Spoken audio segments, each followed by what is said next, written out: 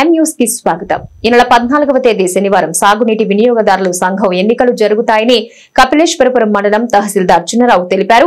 కపిలేశ్వరపురం మండలం పరిధిలో 5 నీటి వినియోగదారుల సంఘాలు 12 ప్రాదేశిక నియోజకవర్గాలున్నాయన్నారు. మండలంలో 11,433 మంది తమ ఓటు హక్కును వినియోగించవలసి ఉందని తహసీల్దార్ పేర్కొన్నారు.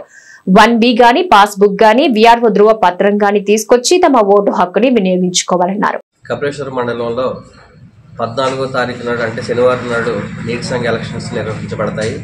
దానికి సంబంధించి మన కపిలేశ్వరం మండలంలో 5 నీటి యాజమాన్య సంఘాలకు సంబంధించిన ఓవాలు ఉన్నాయండి. ఒకటి కాలేరు, మాచర, అంగర, వల్లూరు, తాతపొడి. ఈ 5 ఓవాల్లో కూడా 12 టీసీలు చొప్పున ఉన్నాయండి.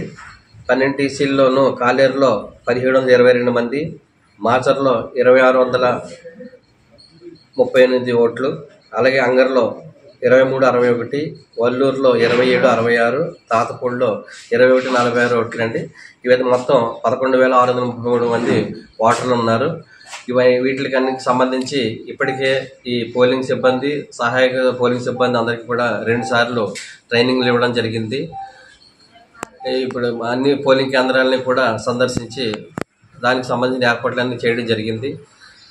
కాబట్టి మనం శనివారం నాడు అంటే 14వ తారీఖు నాడు నీటి సంఘ ఎలక్షన్స్ నిర్వహించడానికి అన్ని చర్యలు తీసుకోవడం జరిగిందని తెలియజేస్తున్నారు. ఇప్పుడు రైతులు వారికి ఇచ్చిన వాళ్ళ దగ్గర 1B కానీ పద్ధతి పాస్ పుస్తకం కానీ అక్కడ తేవాలండి, లేదా ఆధార్ తేవాల్సి ఉంటుంది, లేదా VRO అక్కడ సంబంధిత VRO ఉన్నారు కాబట్టి వాళ్ళు ఇచ్చే సర్టిఫికెట్ కూడా ఇచ్చినట్టయితే మనం ఓటర్గా గుర్తించి వారిని ఎన్నికల